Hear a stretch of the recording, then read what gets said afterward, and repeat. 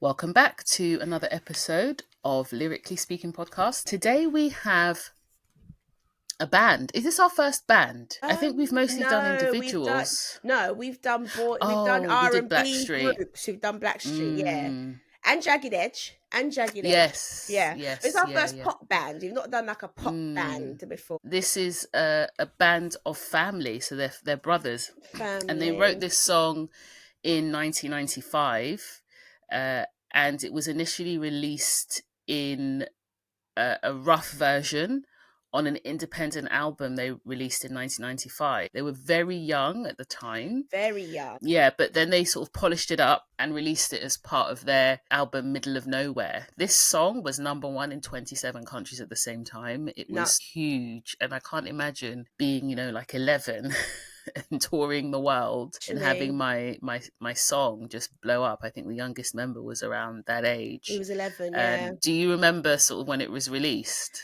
I can vaguely remember. Funny enough, I remember the song so much.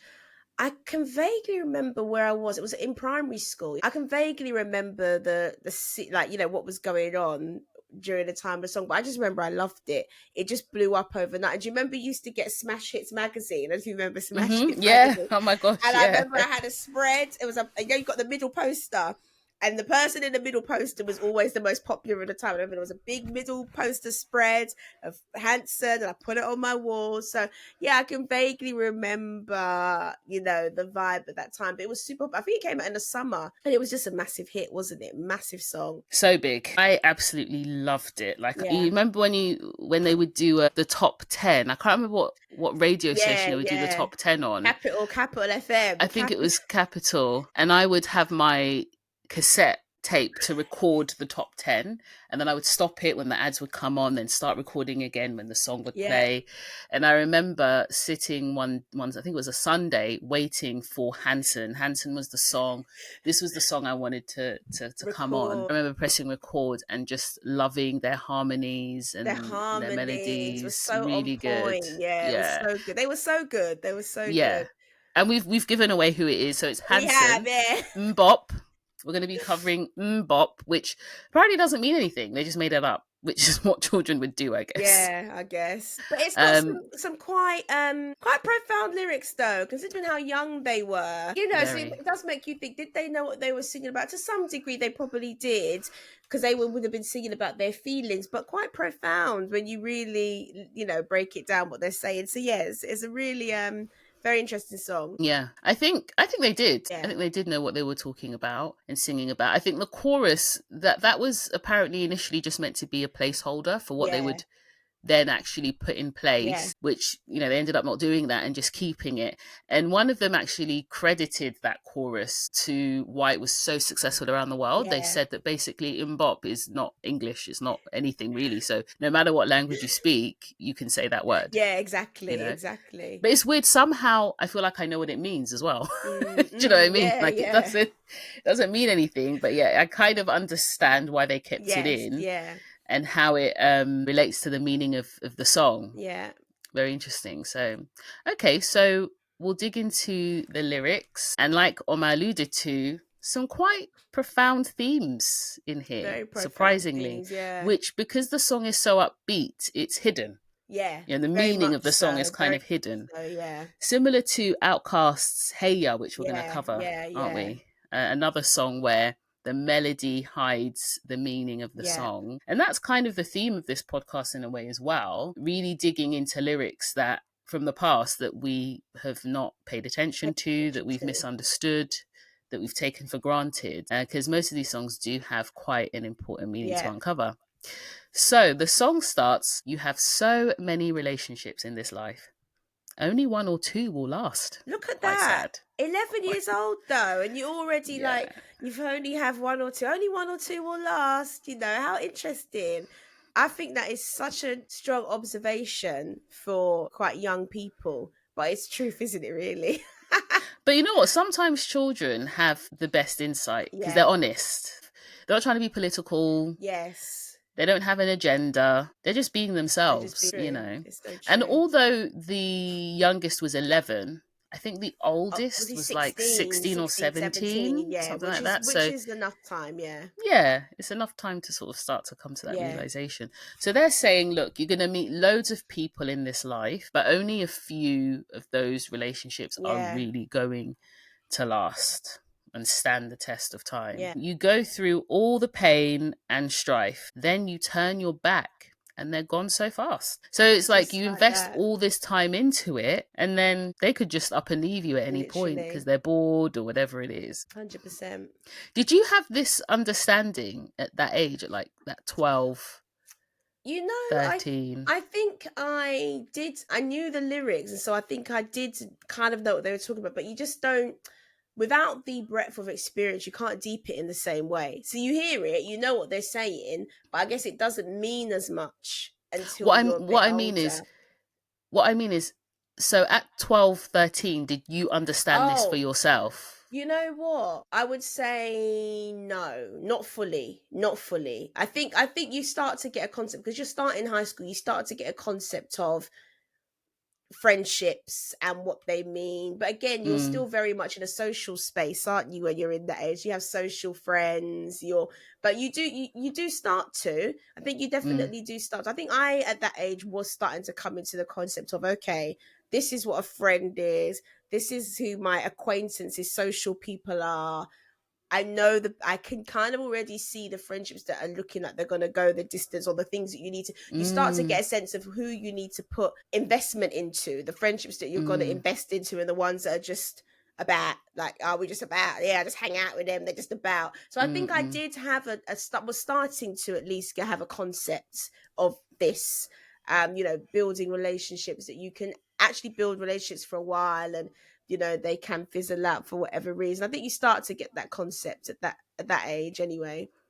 At 12, 13, I had no idea of this. I thought everyone was my friend and we were all gonna, I didn't really think about the future. I didn't say, oh, we'll Yes. be friends forever, but I never really thought, oh, the relationships will just You just dissipate or end, people yeah. will come and go in your life. I never had that concept, but I definitely thought, oh, everyone's my friend. Yeah. Oh, I So never did. Nah, yeah. I was a very cynical. I was a What cynical are you young cynical person. Yeah, 13-year-old? I was the young person that was like, I have friends, and then I have people that are just about. And people say, "Oh, you're popular," and I'd be like, "Yeah, but I don't like that many people." I had that even at that age. I could be like, Wow. "Yeah, people might like me, but I don't have that many friends." Like, honestly, I knew the people that I could share things with and could be more myself with, and the people Yeah. that were just like the crowd. So I was starting to get that understanding. Yeah. To be honest, I think it's something that is important to know. Mm, What age you should know it is tricky because yes, children are so open and there's an innocence to that. There's an innocence to seeing everyone as your friend. When definitely. do you break it to them and shatter I their know. innocence? Do you know what I mean?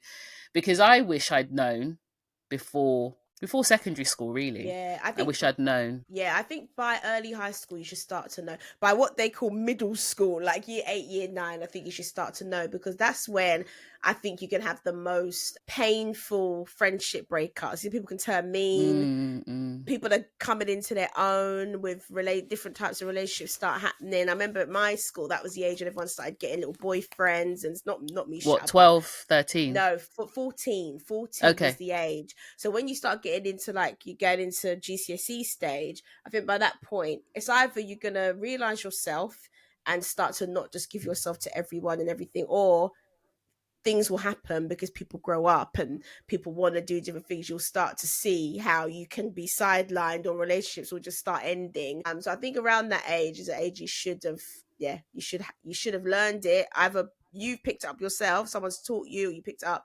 or life, I think, will just naturally teach you. By that age, you'll have to Yeah. come to the Life had realization. definitely taught me by, I'd say, 16. Yeah. Life had taught me. But then I think I went the complete opposite way and became very closed. And then I was convinced to open up again and I regretted it. I was like, oh man, no. When were you convinced to open up again? When I went to uni, I was convinced to Mm. open up and I was like, oh no, I should I never have shouldn't, done should that. never. Yeah. But you know what? I then think it all just actually comes down to not being open or closed. I think it just comes down to knowing yourself well and being able to discern things better in others. I don't think we need to live afraid. And sometimes when we're very closed, that's fear driven. And also sometimes when people are very open, that's also can be fear driven as well. 100%. So I think there's another way, and that other way is just to walk with self-assurance, self-confidence and awareness and wisdom about others as well. That takes a long time to learn, though, to be fair. So give yourself some credit. I mean, 18 is still young to learn that. I mean, most people are still struggling with that way into their adult years, 30s, 40. So and you know what though, all my experiences helped me get there. Exactly. Because I've had some wild I've had some wild experiences, friendships that have taught me lessons 100%. With a capital L. So that has all helped me. I feel like I've reached a good philosophy and view now of relationships. So then it goes on, and they're gone so fast. Verse 2 is, so hold on to the ones who really care. In the end, they'll be the only ones there. How can you tell who cares? This is sort of what we were talking about, right? Because that is ultimately what we should be looking at, right? Who actually, we should be able to differentiate. This was something that when I was 12, 13, I didn't know was even a concept.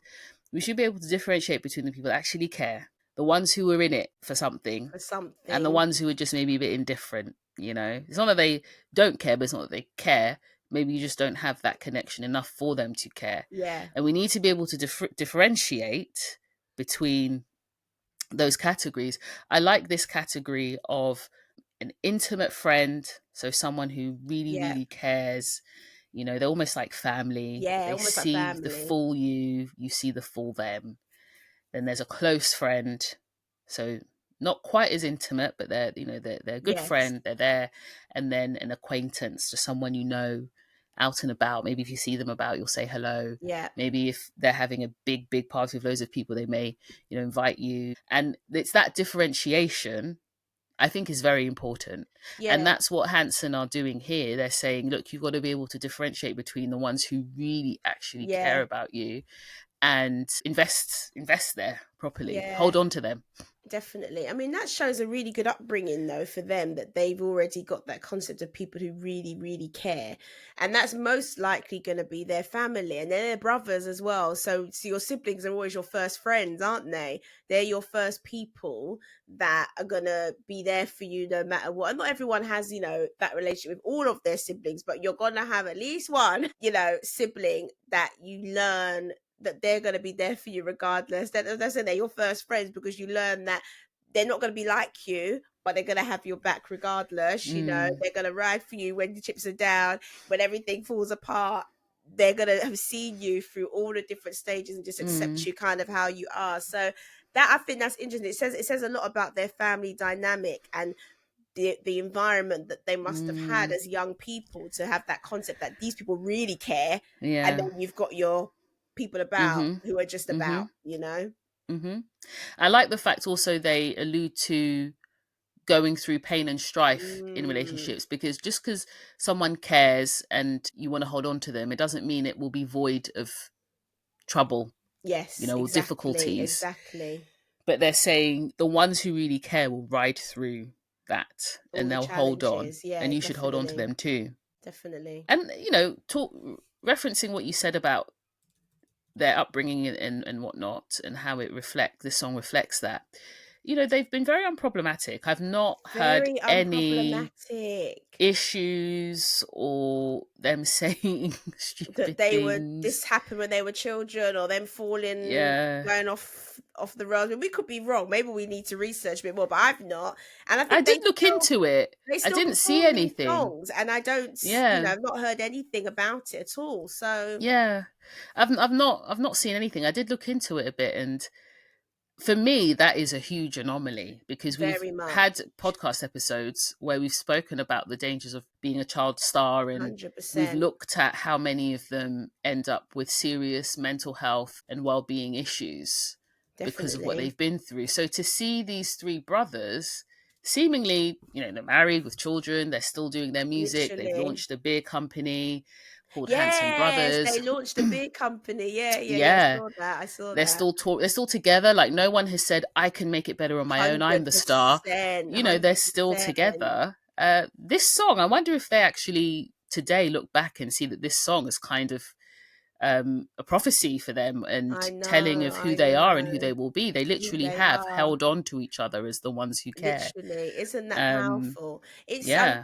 I'm seeing here, because I did read this, that they were homeschooled and that they bond. They were able to spend. Their parents were musical, and they were able to spend a Mm. lot of time focusing on that, their love of music and stuff like that. Mm-hmm, So again, mm-hmm. it does seem that they're from a very tight knit family, and Yes. it Yeah. does seem that they must have had that those values instilled from a very young age. Yeah. Values around family, Yeah. sticking together, being integral with one another. And I think maybe without the pressure of peers being Mm-hmm. homeschooled, perhaps they were more able to just be themselves. And I think It's very that makes possible. a big difference. Homeschooling can go it can go both ways, but I do think that, and I'll be honest, I've met people who were homeschooled in the music scene, and to be fair, I found them quite well adjusted. I found them to be incredibly well adjusted Very and able interesting. to navigate very well socially. You wouldn't know, like you wouldn't go, oh, Mm. they stayed at home and did. They were incredibly well adjusted. The people I've known who were homeschooled, Mm. like when I was coming up in those scenes. So yeah, it's interesting, really interesting to see how it's Yeah. panned out, because they must be, gosh, yeah, because they must be going into their 40s, Yeah. maybe even 50s now, and they're still, yeah, just so uncomplicated Yeah. in their lifestyles. So it says a I lot. mean, we don't know them personally. We No, don't of know the course not. struggles they may have had behind closed doors, but we do know their public self. Yes. And what we can garner from that is they seem to be, yeah, reasonably well adjusted and living normal lives and to be Yeah. okay. They're still together. They don't have to be together as a group. They They must people like each might think other. they were, yeah, yeah, exactly. And I'm sure that they've had arguments. Absolutely. I mean, Of working with your course, family, I'm exactly, of sure they've had course. beef. They've stuck loyal, they stayed Yeah, loyal and stuck together.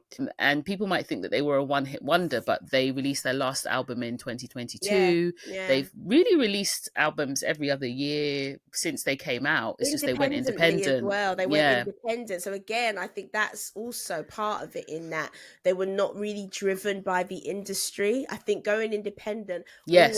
you Yes. always find people to be like, someone like Maya. Maya's an Yeah. example of someone that she was like, oh, yo, this industry, bye. She's been Yeah. independent for a while, doing her own thing.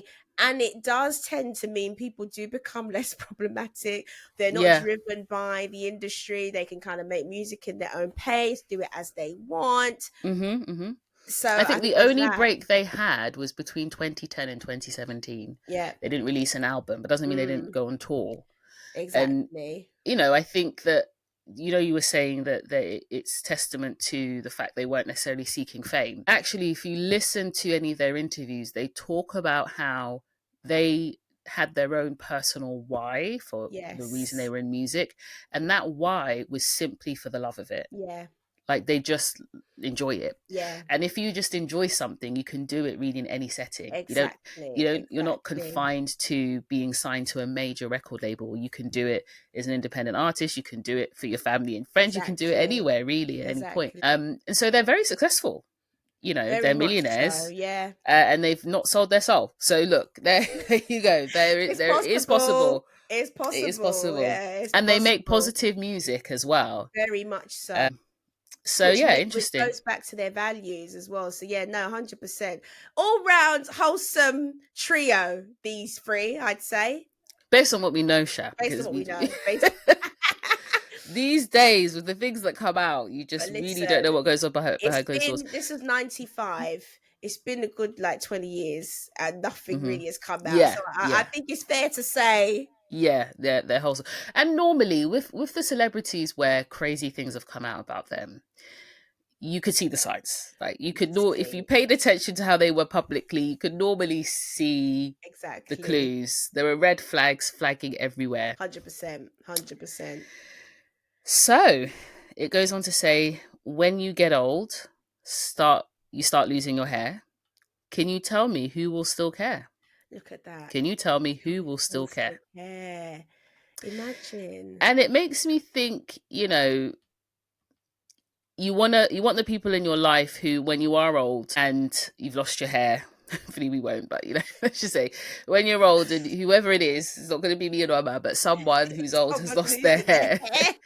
And they're not as sprightly. You want people who are going to be there in those phases too. And it reminds me of when we were talking about the Twister song. Yes. And how Twister was obsessing over this woman's thighs, bum and thighs, and that's all he was referencing as to why he was just completely enamored and he wanted her to marry him and live in his house in Chicago. And we spoke about this. We mentioned, it's all fun and games in the beginning, but as the woman on the receiving end of that, is this someone who is gonna love you when you're losing your hair? Exactly. So they're unearthing, in a way, more of the essence of what love is, what love and connection is. Definitely. And the things that we should truly hold dear, but also pushing us to a place of reflection. And you're right, with the upbeat, music, it's kind of hiding it. But it is, if you listen to lyrics, pushing people to a place of reflection. When you get older and lose your hair, can you tell me? Can you tell me? Think about it. Who will still care? Yeah, Who he'll will still be there. care? Exactly. So no, I think this is steep. If you're listening to this, tell us, did you know that this song was about these topics and these themes? Is that what you recall or remember? And then the chorus starts and it's just Mmmbop, a dooba-dop, bar. We ain't gonna say that. We'll leave it there. And then the last verse is verse 3. Plant a seed, plant a flower, plant a rose. You can plant any one of those. Keep planting to find out which one grows. It's a secret no one knows. Isn't that powerful? It's a secret no one knows. Profound, because when I hear that based on the other lyrics, it's like you're going to invest time into things and you are going to do it from a place of integrity. You're going to just invest, but the reality is we don't know which one's going to yield results. But what we can be content with is that we've been integral and invested, where we've done our part, So I find that really profound. It's quite powerful. Plant a flower, you don't know which one, and it's the truth, because I've had friendships where I've had a friendship where I was like, we were like sisters. And literally we went through from 4 years old all the way into our 20s, and we were like sisters. And then just to have it just ends, and you're like, rah, that's deep. Now, over time, if you look back, Louise, when you reflect, you can see that there were flags and there were different things, but you never think that type of friendship could just end. You just don't think that type of friendship could end, but it can. And you've invested and you've put all this time in. But the thing, I guess, that you can leave feeling good about or feeling okay about, and why maybe you can not be broken up about it, is when you know that you've planted, you've sown, you've invested, you've done everything you could do. And then you can say, you know what, it's just the way it goes. People will be people. Sometimes it just doesn't work out, and that's just where it goes. And that's kind of what they're talking about in this song. You don't know really what the ends can be of anything. You really don't know. So you're doing it from a place of, you're pouring in, you're loving the best you know how, and you have to be okay with that. The result might be that it doesn't yield what you think it's going to, but you can still be content with that. So that's really, I think that's such a powerful lyric, especially for people so young as well. It's really, really a powerful lyric. And I like what you were saying there, because we don't know what relationship will stand the test of time. We don't really know. Across the board, we really don't know. People can up one day and just be going through something, and just sometimes people who haven't dealt with their own stuff, they just project.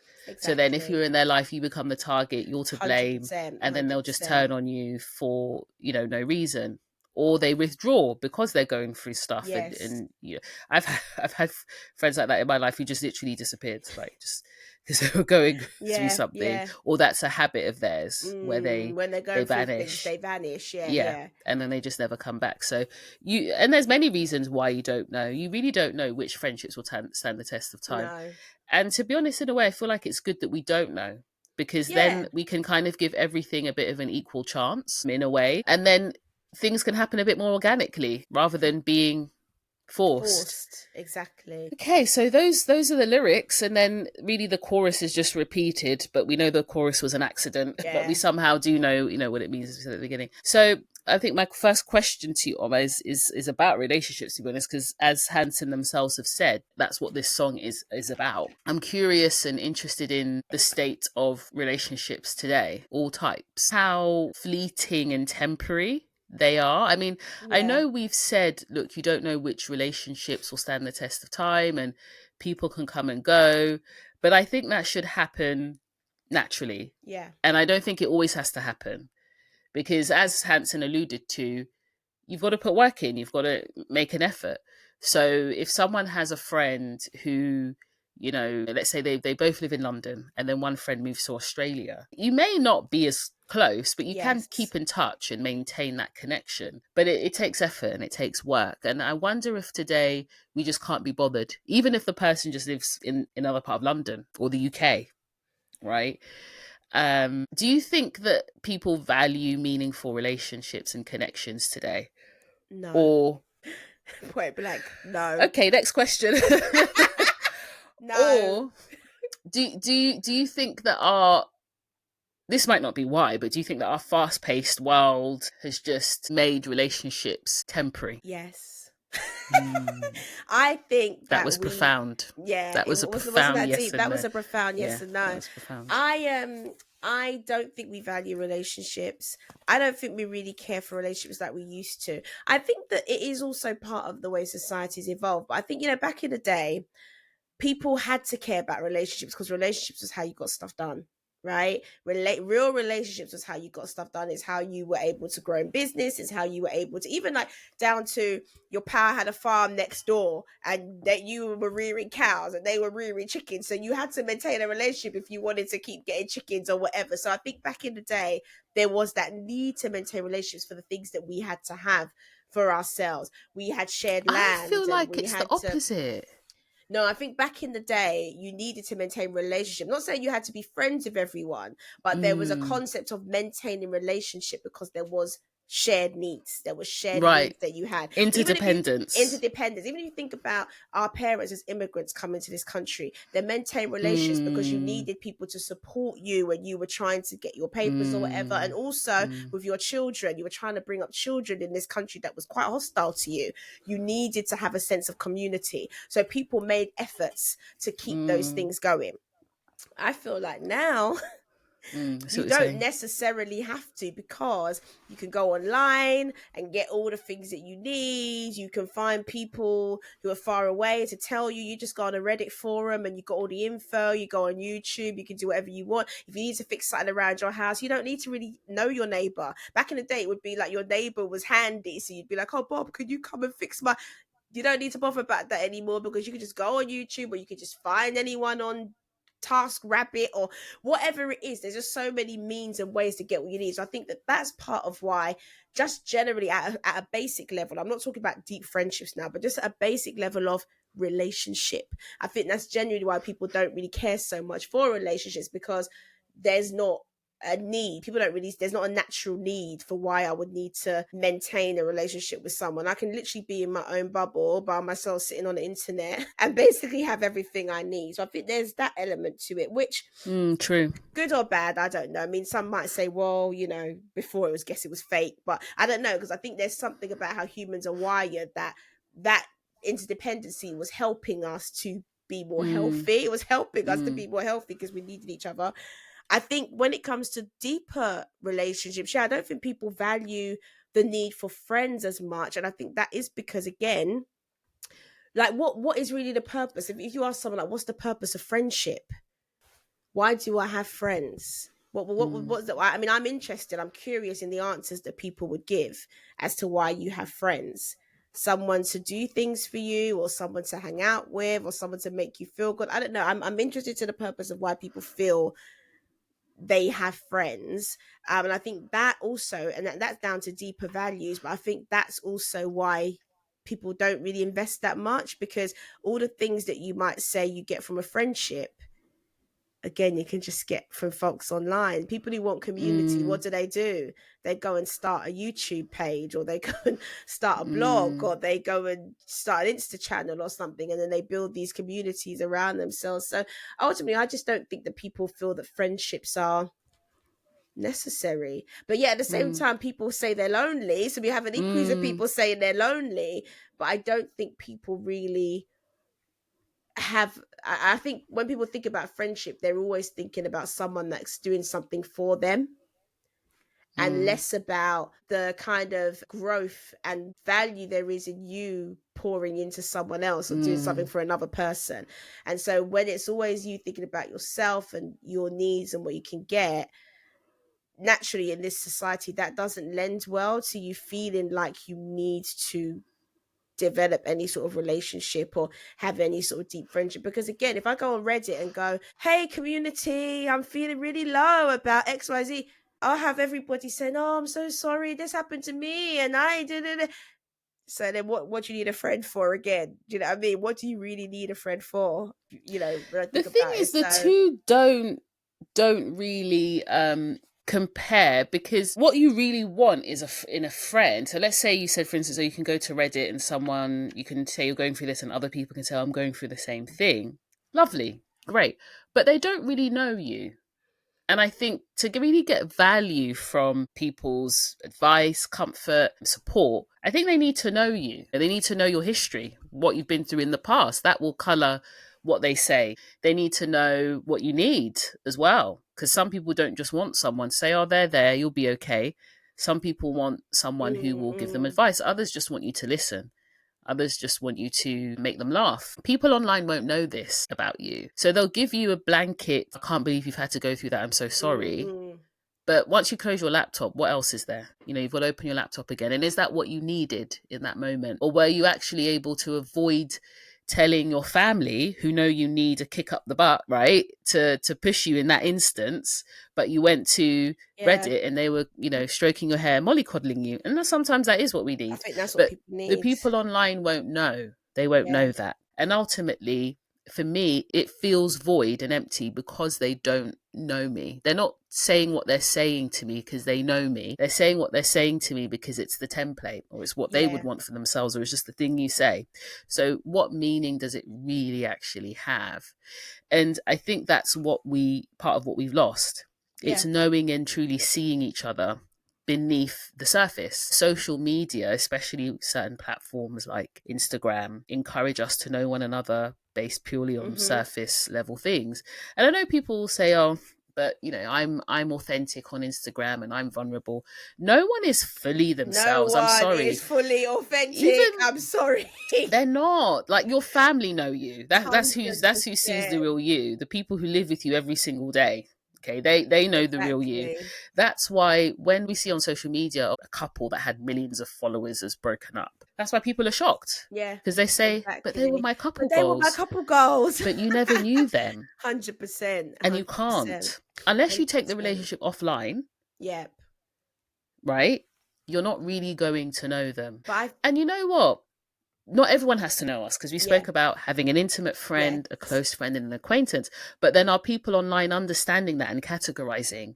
No. Because they're seeing people online and thinking, oh, this is my intimate friend, when really it's an acquaintance that you don't know that well. Yeah. And confusing the categories. I think people like that though, Louise, honestly, because I think that there is a level of discomfort. We talked about this in our last episode about letting things burn, going through the discomfort of you're a teenager, you're awkward, you don't like how you look, you're just trying to. People don't want discomfort anymore. There is a level of discomfort that comes from building a friendship. It's not always that comfortable. It's not always smiles and bed of roses, right? It is, and you can't hide either. And you can't hide as well. Exactly. But people don't want that. And I think nowadays, more so with this generation, no one wants that discomfort. They don't want feedback. They don't want critique. And so it's easy. That's why I say people have to think about what's the purpose of a friend. Because for me, when you have a friendship, that friendship is a mutual relationship that makes us both better. Even if I think back to my earlier example about how you needed the person to come fix your washing machine and they were your neighbor. But even that, there's a mutual thing where you've got to still be nice to them and they've got to still be nice to you. Even on a bad day, you've got to be like, hey, neighbor, so you're both kind of sharp. You're making each other better in the sense that we're neighbors. We've got to be polite. Even on a bad day, we've got to still get along. We've got to be able to tell each other, like, if the neighbor grows a tree and now, look, Bob, your tree is messing up my garden. Now you got to have a little bit of conflict and knock on Bob's door and say, yo, Bob, the tree. People don't like that discomfort anymore. They don't want any conflict. So it's easier to just be online. People will tell their life story on Reddit. You're like, they don't know you. People will just want to do it in 30 minutes. They'll just type up their whole life story. This happened, that happened, that happened, in the hopes that gives enough flavor for someone to know. And people will be coming with different views and different this, and then you can pick and choose the bits you like, and then you're happy. And I feel like that's what people like now. People are much more comfortable with that. Friendship comes with discomfort. Any sort of intimate relationship comes with a level of discomfort that I don't think in this day and age people want. I don't think so. Wow, that's powerful, Omar. Connecting all of this to people not wanting discomfort is so true. Yeah, because when you're actually friends with someone in real life, like I said, you can't hide. You will be challenged. You will be confronted. You will have to deal with, challenge. And of course, there's so much reward that comes from it, because at the end of the day, the person knows the real you. My view is that I think that part of the reason people don't value meaningful connection today and relationships seem to be more temporary is because everyone is busy being a brand rather than just being a human. Now, I'm not saying we shouldn't have a personal or professional brand, right? For me, I just see as it comes, is part of having this online social media culture, right? It's naturally going to come. But when our life is our brand, when we can only make friends with people that support our brand, when we're having children because it supports our brand, when we're engaging in activities and going places because it supports our brand, we're not living, we're not being human, we're just being a brand. And I 100%. Think that invariably it means that our connections are shallow too. Our connections will reflect that, because now it's a case of, who's going to support that brand, rather than actually building meaningful connection. And I think this happens more than we think. And I've had different conversations with people about whether friendships are transactional or not. And I've heard different views.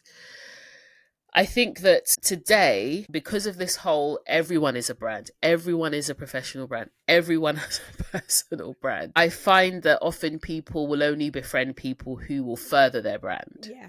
Agree. And it's not really based on much more. And people are attracted to those that will, again, further their brand. Now, some people might say, but hey, what's wrong with building a friendship based on transaction, on, you're going to do something for them, they're going to do something for you? Again, we're going back to the categories of friendships and what we've alluded to, which is that an intimate friend is ultimately there to help you continue to be a better person, and vice versa. And if you're only seeking friends who are going to help the public you, not the real you, that will ultimately lead to fleeting connections and loneliness. And I think we've got to be able to distinguish between our brand and then our life. Yeah. And my view is that we can only really be a good friend and find good friends when we have an understanding of who we are offline. 100%. I'm not talking about the pictures we take, the selfies we want to take, the filters we want to use and how we want to look. I'm talking about, we need to have an understanding about who we are, where we're going. And ultimately, not only will we find the right friends, but many things in our life will fall more into line. It can be very uncomfortable because it requires quite a lot of reflection on many levels. We may realize, for instance, that we've been chasing other people's ideals and other people's values and just following the crowd. And actually, we're actually living a life that is... I agree. And I think that this is really what you see now. It's really, a lot of people's friendships are honestly based on branding. Even the best sisterhoods and the best, all, brotherhoods and all these things you see, people are not even honest a lot of the times, even conscious that you've really only surrounded yourself with these people because you feel you're all going in the same direction. You're like four sides of the same cube. You know what I'm saying? Brand-wise as well. You're going in the same direction brand-wise. You don't even realize that. That's why I feel like the best friendships, like the most authentic friendships you can see online, are the ones where it's like, we were friends even before anything popped off. even before anything popped off, this was my friend and we still friends now. I think those are the most authentic things. Ultimately, you're right. I think that people have really taken this branding thing a bit too far. I think we've taken this branding thing way too far. It's like everything is brand now. Everything is so perfectly curated to match. And then we do like seminars on it, like personal branding. Ultimately, outside of the look of the branding and all of that, you've hit the nail on the head. Who are you? What are your values? That is your brand. At the end of the day, that is your brand, your values, who you are, 100%. your authentic persona. That's your brand. That is ultimately your brand. And that's the thing that you need to think about, as you're building relationships, as you're developing. Is this a relationship that's going to help me to be better and improve and, to further, bed down in values, principles? Is this someone that's even aligned to those things? Sometimes you'll see these friendships and it's like one of them will have you believe this person's got a certain set of values. One of them clearly has completely different values. And yet they'll be like, yeah, we're so close. And you're just thinking, how is it? How does this work? I don't even understand how this works. But again, they're just thinking about their business brand or their, online brand rather than actually who they are. Yeah, there's nothing wrong with a business relationship. 100%. But then it's a business relationship. Call it that. Be honest about that. This is a business relationship and that's okay. That's actually all right. Like you say, there's nothing wrong with that, but call it that. I just think it is, like you say, Louise, really down to us being really aware of ourselves. But it does take discomfort. It does take going through some hardship to get to the point of authenticity. That's not easy. Do you think it's fair or right to say, I don't want someone to be a friend if they can't do something for me? They need to be helping me with the connection or helping with my career or my business, because I've seen this taken too far. Yeah. Where it emboldens people now to be like, maybe they'll message you, Oma, and be like pretending that they want to be your friend when actually they just maybe want to learn about your property business because they want to go into property, and you essentially now are just being a bit of a user. If you're on the receiving end of it, commodity. But then the other person is being a user. Like, they know very well they have no intention of building any meaningful connection. They just want to know about property, but they're coming under the guise of meaningful connection. So, but then they hear people say, you've got to find the right people. They're going to help you get where you want to go. So if they want to get into property, then now they're going to start messaging you on that.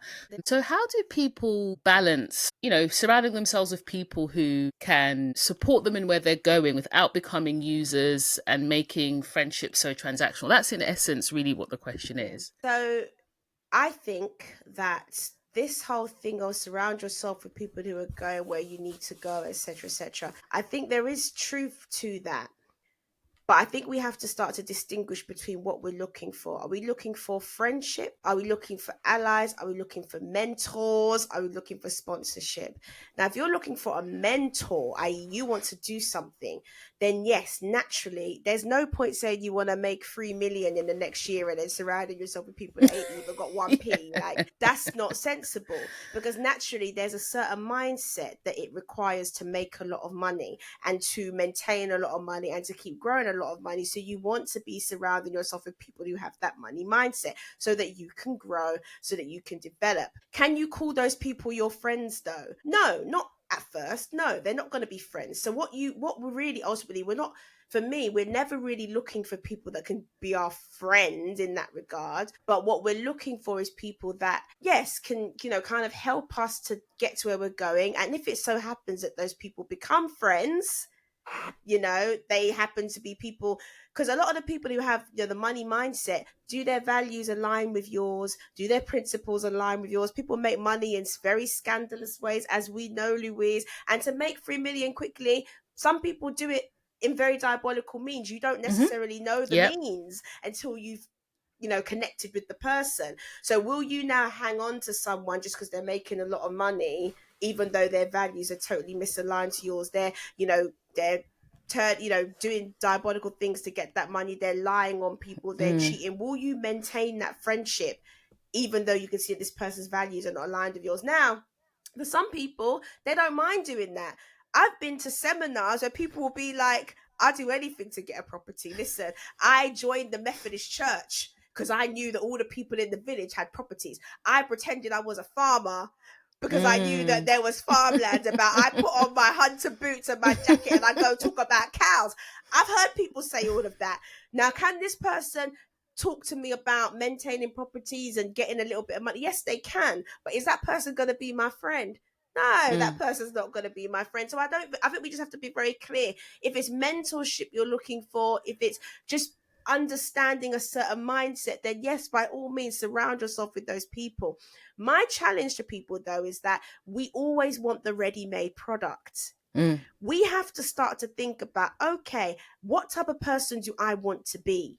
Even in business, what type of businesswoman do I want to be, or businessman? Do I want to be the type of person that don't mind doing things that are illegal and doing criminal activity? If that's you and you don't mind that, then fine, go connect yourself to whomever. But ultimately, we have to think about, even if I made a lot of money, what are the values I'd still want to have? So now, if I'm thinking about building real relationships, I'm trying to find people who might, yes, have the money, but also they have the same values. But that takes building organic friendships. And really where I'm going with this is that you don't know if there is a certain value set and principles and mindsets that cause people to get wealth, then why not forget looking for the money and forget looking for the people who are already there and look for that mindset, look for the values, look for the principles? Because my point I'm making is that you never know who anybody is going to be in the future. And that's the problem with this Dr. Hormozy, if he's a doctor, whatever he is. This is the problem with that mindset. Mr. Hormozy. This is the problem with the mindset of surround yourself with the people that are where you want to go. No, my belief is build organic relationships who have the values and principles that you admire, who look like the type of person you'd want to be, because you never know where anybody is going to be tomorrow. I think that's where we get these fraudulent relationships, because we're not building relationships off of just genuine value systems. It's not just about whether someone's made it or whether they've made the money. Just build organic relationships. This is my thing. Build organic relationships. I've been in networking events where people will literally talk over me and talk to the other person because they feel like, oh, this is the person that's got something to say. Like, forget you. This is the person. Flash forward now to the future, the same people are on the LinkedIn, oh, congrats, and they want to now connect. And it's like, but wait, you were right next to me. You were right next to me and you talked over me because you didn't feel like I had anything of value to bring. And I think ultimately everybody has something of value to bring. And so we should just treat people as people, build organic relationships, and, allow that to be the thing that connects us, as opposed to always thinking about what we can get. To your initial point, relationships should never be about what we can get. And I think that's a very warped mentality. I believe in the scripture that says, oh no man, nothing but to love. I'm not going to be nice to you or do good things to you just because you're going to do something back for me. That's not what I'm in it for. Do you understand? We have to get to a higher place where actually we're thinking about what we can pour in, how we can maybe support another person. And even in a mentoring relationship, going in just saying, oh, you've made a lot of money, teach me. No. Are you going to bring value to this person's life? Exactly. Are you going to help them? They're still trying to make it. Are you going to help them? So I think we've got to flip it. So I disagree completely with that whole line of thought, surrounding yourself with people and this and that. I think you have to always be thinking about, where can you add value? Where can you add value? How is this going to be fruitful for the long term? I think that's what we have to think about. This is why I asked this question, because I think that relationships have gone down that path that you've described. People are looking at, what's this person going to do for me? What can I get out of it? They're making snap judgments on, okay, who's the most valuable in the room? Who should I make a beeline for so that I can get as much of them as I can? And you know what? Most people will be able to cotton onto that. And no one wants to be used. No one wants people in their life that are just going to take from them. It's exhausting to be surrounded by people like that. And so I think some people now might hide it with pretending that they want to make genuine connection, and they don't. They have an agenda. In essence, I think it's about making authentic connections in the right spaces 100%. and the right places. If we're in the right spaces and the right places and we're making authentic connections with people there, we can be pretty sure that the people there will have those values, have that mindset, have that perspective on life. They won't be the same as you. Everyone is unique, but the best we can hope for is for people who have similar intentions and values for life. Go to those spaces. If you want to be a business person and an entrepreneur, wonderful. Go to those spaces and seek to make genuine and authentic relationships there. The byproduct will naturally be a network that supports you when you want to start a business, a network that will hold you accountable. Likewise, if you're the one that wants to have fun and travel the world, building connections with those people, actual byproduct will be you've got a partner when you want to go to Cambodia, when you want to go on a world tour, when you want to go to Ibiza, whatever it is, you will have friends that will go with you. So it all starts from knowing ourselves. Yeah. But I think many of us spend so much time thinking we know ourselves, but we're actually avoiding ourselves.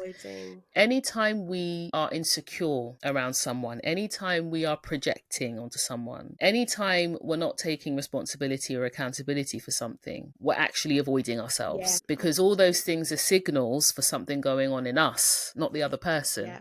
We think we are because we've got selfies and we're doing affirmations and we're journaling. Yeah. Journaling can help, but we're not really actually looking deep within ourselves, because someone who is very self-aware is the most powerful person. Yes. You know what I mean? I mean, someone who is so in tune and aware of what they're feeling, what they're thinking, why they're feeling it, where it comes from. Yeah. That's someone who can actually go and attain whatever they want to attain in life, right? The second thing I would say is someone who doesn't care too much about what other people think about them. Yeah. Those two things. Someone who's self-aware, doesn't care too much what other people think about them, is empowered to go and build the right connections and the right relationships. Definitely. No, 100% agree with that. No, that's all spot on. So I want to end on this question. So Hanson, as we said, spoke about riding the trials and the tribulations of relationships and not really knowing who's going to be there at the end of the day.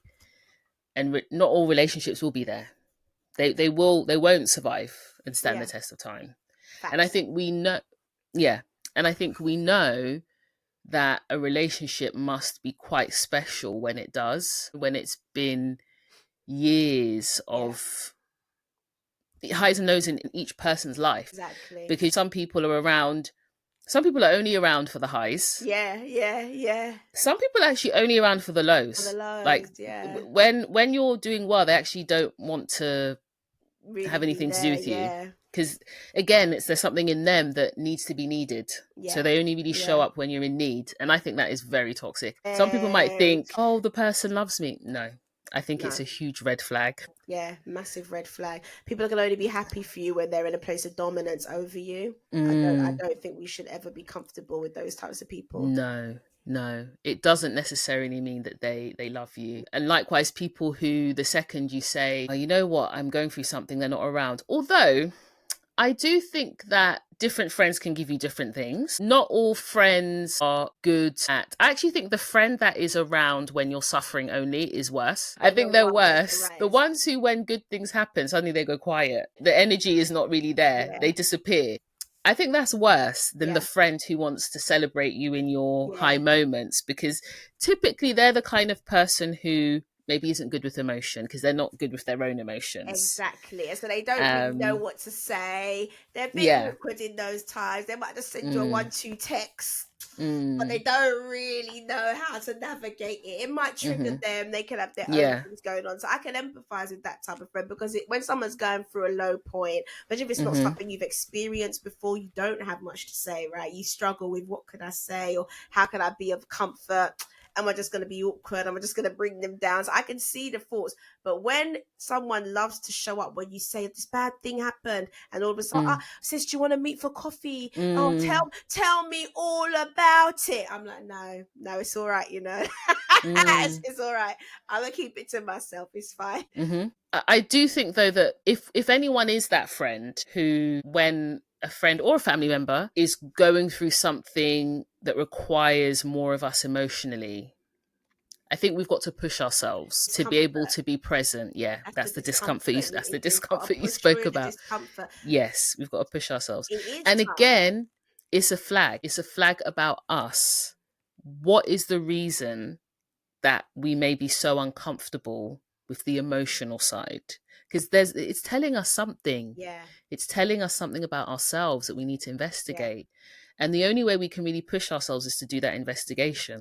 100%. We've got to get better, like you say, looking at the things that we need to work on within ourselves. We've got to get better. I think that's the only way we're going to really go on to have wholesome, healthy relationships. And also, we've got to be mindful that we are modeling relationships for the next generation. I know I like to talk about this, but we are modeling relationships for the next generation. See, Hanson's parents clearly did a very good job of modeling relationships and values for them, so they were able to see. Yeah. We have to do the same, obtaining things that we need, and it's just incredibly unhealthy. So we have to do the work. You got to go through the tough stuff and feel a bit uncomfortable to get through the other side and be wholesome, and like you say, Louise, be that powerful, self-aware person. For me, I think it's in First or Second Thessalonians. It just is the perfect description of what a friendship should look like. And it basically simply says, rejoice with those who are rejoicing and mourn with those who are mourning. Literally. So we should have a balance of both. You know, a friend is celebrating something, we should be able to celebrate and rejoice with them. 100%. A friend is going through something. Okay, I understand the reality of it being hard for someone, but we're meant to mourn with them. We're meant to sit alongside them, and also, you know, feel not necessarily exactly feel what they're feeling, because that won't be possible, but support them in that and be able to connect with them in the midst of that and not run away. And if anyone's listening who is that friend, you know, no one's perfect, but we've got to be able to do both. And if we struggle to do both, it's a signal. It's a signal. It's a flag. It's a flag. It is a big old red flag. It's an indication. Go away and do some self-work. Yeah. Especially if we say we love them. And, you know, no one is perfect and everyone goes through their stuff. So my last question to you, Omzi, is what are some of the practical steps that we can take to identify and prioritize the relationships that truly matter, especially when there's so many demands online for relationship? You know, how do you know what matters? How do you prioritize? And then lastly, how do you ensure that you don't take those relationships that you should be prioritizing and that matter the most for granted? You know what? I think recognizing over time, and it takes time, right? Because time is the biggest proof of all these things, but recognizing those people that, you know, have been a constant, that have been there. They might not have been the best in every season, because nobody can be, everyone's going through their own things, but recognizing the people that always showing up to say, how you doing? Hi. Checking in and starting to, and I think this is something that comes with time and age, starting to appreciate the effort it takes for somebody to have their own stuff going on in life, which is what happens as we grow, but still have a place of thought in their mind for you. Right? Somebody has actually had some space in their mind and heart to think about you in whatever capacity. I think we have to start to be more, it's more for me, and it's time and age, but thinking more about what it takes someone else to think about you and hold you in their heart when life is lifing. Because we have to think that when life is lifing for us, think about how challenging it is to hold someone in your heart when life is lifing. So for me, anybody that I know they're going through stuff, I know that, you know, we're getting to the age where, you know, things are happening with our family members, our parents, we've got children, we've got all these things, and you're still able to hold me in your heart. I don't take that for granted, because I know how challenging that is for me to do. So anyone that you see that is doing the thing that even you know is hard for yourself, I think that's someone to hold on to. That's someone that, and it might be a small effort, like I say, it might just be a text, but even for me, that's a lot. That's like, it might just be a text, but for you to think of me whilst all the stuff is going on, I don't take that for granted. So I think it's having an appreciation for those who think about you, care about you, no matter how small. That's number one. Have that appreciation for the efforts people make, no matter how small. Now, when it comes, and that's just for generally building authentic relationships, full stop. Not taking it for granted that someone would think about you when they've got their own stuff going on, because a lot of people don't, right? A lot of people don't. So having that. So I think that's how we can get to the point where we're appreciative of whatever efforts people are making, and we then don't expect so much from people. I think we tend to expect too much from people in friendships, in relationships. I think having just in general relationships, having that healthy view that, wow, like this person thought about me, you know what? I'll give you your props for that. Now, if we're wanting to, do you mind if I just say one thing to that point? Go on, of course, because I think you're going to move on to a different point. I think that you're 100% right. I agree with that. However, I think where it breaks down is when people expect more than what they give. Yeah.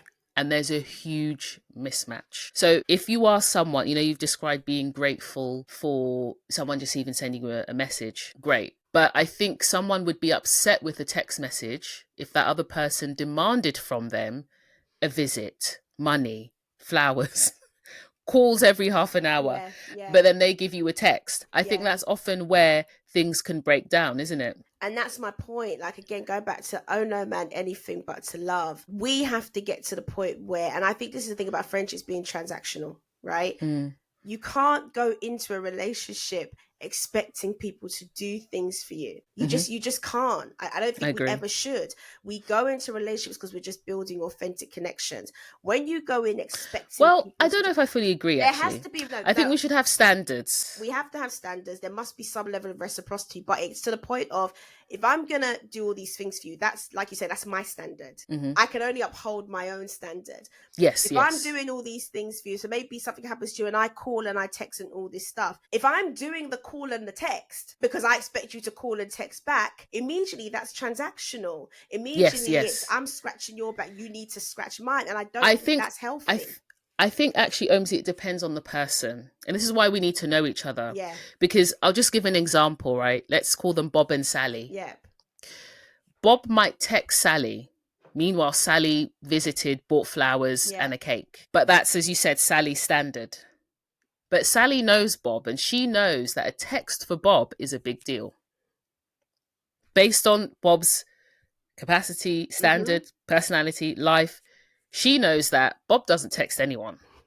And so for Bob, that text is a big deal. Yeah. So I do agree that, all we can do is uphold our own standard. But we should know one another and know that for some people, we might think, oh, but all they did was send a text and, whatever. But maybe for them, based on what we know about them, that is actually a big deal. Exactly. I think the mismatch actually comes when Bob starts demanding more from Sally and starts shaming Sally, actually, for not doing more. Meanwhile, all Bob did was send a text. And here's my thing, though. The minute so Bob sent a text, if you start to feel like, you know what, I'm not comfortable with the fact that Bob is only texting, whether that's the most Bob can do or not, but if you start to feel a way about that, you need to buck, you need to bounce, you need to move on and accept that this friendship between you and Bob can't work because for whatever reason, you're not comfortable with what Bob can bring to the table. And that's on you. You have to recognize that's on you. And then I just will say, I think before bouncing, because we spoke about friendship sharpening you, right? Making you better. Bob may not have been challenged by anyone. Yes. In life. They just bounce. And not many people are that self-aware. Yes, studies show that most people are not actually that self-aware. So Bob, not being self-aware, will be like, why is Sally bounced? What have I done? True. I think before the bouncing, there's got to be a challenging. Because maybe Bob does have it in him to do more. It's just no one's ever pushed him to do more. So I think having a conversation is important. I think if Bob says, look, you're only ever going to get a text and you're lucky if you get that. You have to make if that's not enough for Sally, then I think at that point, maybe consider. You have to make a decision as to whether what this person can bring to the table is enough for you. You're right, Lou. Yeah, totally. Have the conversation. But then you have to decide, listen, like for me, I'm not a phone call person. Listen, y'all know I don't. You've tried though. When I get you on the phone, you can talk, Sha. I've come a long way. You can talk for a good hour. Through experience, I'm not really. You'd think I would be a phone call person, but I'm not really a phone call type. No, you're not. I'm more of like a WhatsApp, quick text. Yeah, you love WhatsApp. I'm not a WhatsApp. And you're not. So how do we do this then? You've got to say, look, Omar, the WhatsApp thing ain't for me. And I've got to say, look, the calling thing ain't for me. And then we got to meet part way. Voice notes. Well, yeah, we meet part right. We got voice notes is the But you have to decide for yourself if this is going to be something that's always going to cause you to be unhappy. You're never going to be content with what Bob can bring to the table. Then you have to make a decision. It's Exactly. not a Exactly. negative on Bob. Self-awareness. It's not a negative on Exactly. Bob. You don't cut Yeah. Bob off. You don't go around Yeah. telling everyone Bob is such a terrible person. Do you know that Bob only texts me? 100%. You don't do that. You accept that Bob is Bob and you are you, and you can only focus on what you can bring to the table. So that's my thing with this whole thing of friendship and expectations. 100%. We can't have expectations on people because people can only do what they can do. If we have the conversation and we're willing to meet part way, fine. But if we decide we're not, it doesn't make that person a bad person. We just don't have an alignment. I agree to mostly. Yeah. What I would say is that I think expectations help people. Some people are only sending a text because they're lazy. They're not giving. For example, right? They don't have children and whatever, or loads of demands. Actually, they've got loads of free time. And in fact, you see them on social media at parties, going out, having a whale of a time. They've got loads of free time, but all they're doing is texting. Maybe they're not even texting you at all. So I don't think that it's always the case that we shouldn't have expectations. I think expectations are good for us, actually. When the expectations are imbalanced, the person is expecting more than what even they expect of themselves, expecting more from you, or the expectations become demands, aggressive demands, without grace, without dialogue or consideration for the other person's capacity, that's when they become a problem. Yeah. Or if the expectations were never even communicated and now the person is upset when they never even said that that's what they wanted, that's where it becomes a problem. But an expectation well communicated with consideration for the other that is reasonable and within the other person's capacity and values, I think is quite healthy, actually, and it helps us. It challenges us to do better, and it might expose areas of ourselves that we're weak in, or that we are a bit selfish, or we are a bit self-centered, or not considerate, or thoughtless. It will expose that because we all have that in us. No, I agree. I think you made the key points you said were an expectation that is communicated. And this is where I'm going. Again, if you want something, and this is about knowing yourself, because sometimes we want things, but we think that wanting those things makes us a bad person. So we don't want to tell the person that I would really want you to call me. We don't want to say that because we think, it makes us a bad person if we really want a phone call. No, it doesn't make you a bad person. It's your preference. It's just a preference. But what you have to decide is, if I tell Bob, I'm going back to Bob, if I tell Bob I want a phone call and Bob says I can't give you a phone call, Bob and Sally, then it's up to you to decide, can I still navigate this relationship with just a text? Can I? Or am I going to be throwing shade at this person every time we speak, digging at them every time, talking bad about them, talking sideways? Because now that's us becoming the negative person in the relationship. It's not on Bob, it's on you. You were in something, you couldn't handle it. This person can't meet the things that you need, but you're still sticking around for whatever reason. And I think that's a lot of times what we do. Totally. But most times we're not even honest with the expectation because we're worried it makes us a bad person.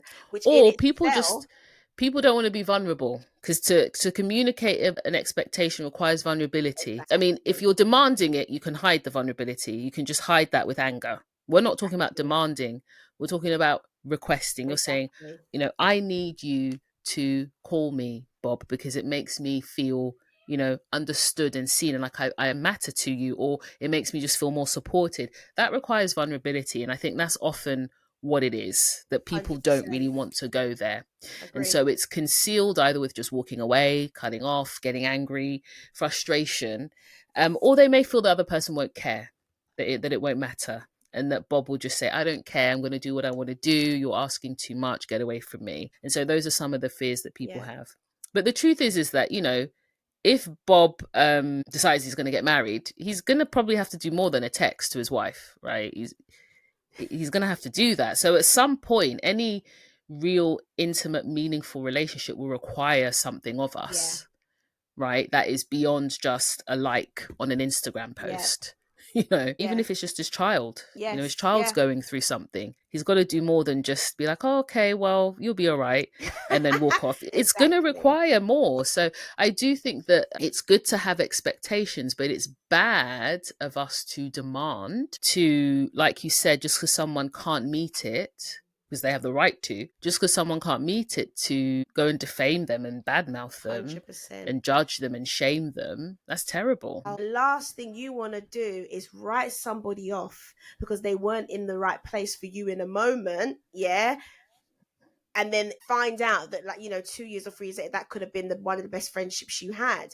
I'm not saying that if someone really does something to us that shows that they have a value system that's not aligned to us, that we keep them close just in case they change. I'm not talking about that. But I'm saying that someone not being able to meet an expectation in a moment, you might change as well. That's the other thing. You might change. You might become more flexible. You might be like, you know what, actually, my life has changed. I can't even deal with phone calls right now. Yeah. Even just that text is wonderful for me. And this person could end up being one of the best friends you've had. We have to allow time. Totally. Things and ebbs and flows of different seasons. Yeah, totally. Lives. We've got to allow for that. And oftentimes we don't. I love that point. It reminds me of the fact that that's why when we're reviewing relationships, we've got to review them as a whole. Like, we can't just say, this thing happened in my life, that person wasn't there in that moment, they're bad. We've got to actually stand back and review as a whole. And this goes with every relationship, even marriage and whatnot. We've got to look at the whole experience and be able to ascertain, actually, you know what? Everyone has bad days. Everyone has bad seasons. There's ebbs and flows of life. I want there to be grace for me if I'm ever going through that ebb and flow. In the main and on the whole, this person has showed up. This person has been consistent and they have supported me. And have I supported them in that same way, actually? Those relationships. Yeah. I think if we're really talking about which ones should we prioritize, how do we recognize those ones? I personally think it's about looking across the life of that relationship. Who do you know, if you were to create a scenario where you were in need, would they really genuinely show up? Who has celebrated with you and laughed with you? Who's consistently shown up in those scenarios? And that can help. And then in terms of how do we ensure we don't take them for granted, that's going to be different for everyone. Some people need reminders on their phone. They need reminders. To birthdays. Reach out. I'm the worst at birthdays. I am the worst. Yeah. I need a reminder. Yeah, so do I. And I also think there needs to be a level of selflessness. And when I say selflessness, I mean understanding what matters to that person and being willing to at least adapt slightly to show them that you care in the way that matters most to them. And if we need to schedule these things in the chaos of daily life, let's schedule them. If we need to make a phone call and schedule the phone call, let's do that. It's called service in serving others. Any last thoughts or reflections, Omar? I think this has been a really good topic, and I like the fact this really brought up this thing about self-awareness and how it flows into so many aspects of our life. But I just would say we need to get to the point, this is going to be my one takeaway, where we build authentic and real relationships, meeting people at the point of values and principles and trying to build organic connections outside of what we can get, what it's going to make us feel, what it's going to do for us. I think getting to the point where we can build genuine, authentic relationships is so key and makes a massive difference to our life and also just our enjoyment, I think, of life as well. So I'm just going to leave it at that. That's a massive takeaway from this. Awesome. For me, a huge takeaway is the value of our relationships is a direct reflection of the relationship we have with ourselves. Yeah. We've got to be able to reach a place of genuine self-awareness and to grow in that. A lot of us think we are self-aware, but we're not. So thanks so much, Omzi. Great to chat to you today about this song. We hope you enjoyed listening and see you next time. Bye everyone.